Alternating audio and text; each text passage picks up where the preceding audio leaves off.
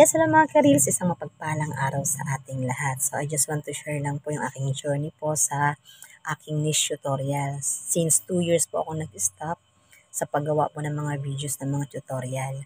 So ang aking pong journey is 2022, I think nag-start ako mag reels po dito. Tapos nakagain po ako ng 12,000 followers in just 3 months. And then may mga videos po ako na umabot ng 369,000 views at meron po akong 1.5 million views.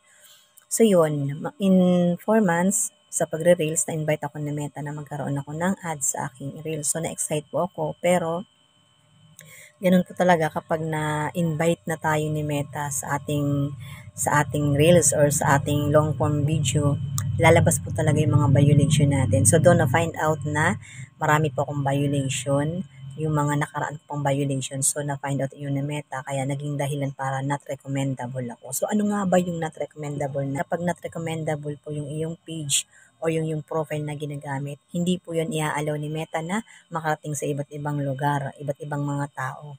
So kahit pa mayroon ka pang million na followers, so hindi rin pa talaga yan i-direct na idadalihin ni Meta yung mga video mo. So sino lang ba yung makakakita niyan? Ang makakakita lang yan, ititest lang yan muna ni Meta sa 100 na tao. Kapag ito na 100 na tao is share yung video mo o nagustuhan yung video mo, pwede pa ni-extend ni Meta sa iba't ibang mga tao, sa mga followers mo. Pero since na invisible ka na sa lahat, hindi na yan dadaan sa mga wall po ng mga friends nyo o yung mga nakapalo sa inyo. So yung ganun po yung nangyari sa akin.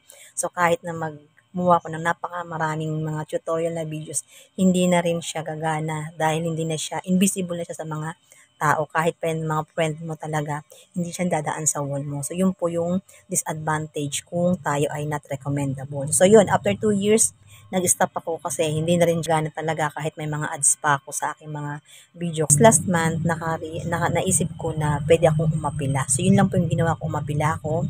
So nag-send ako kay Meta ng mga dapat kong gawin. So yun, ang naalala ko lang na ginawa ko. And then, nag-chat ako sa iba ko ng mga friend na kung pwede, kung may mga video ba ako, pwede nilang ipindutin doon yung show more para pag napindot nila yan, mas marami pang chance na yung mga video ko is makita ng ibang tao. Yun lang po yung dalawang ginawa ko.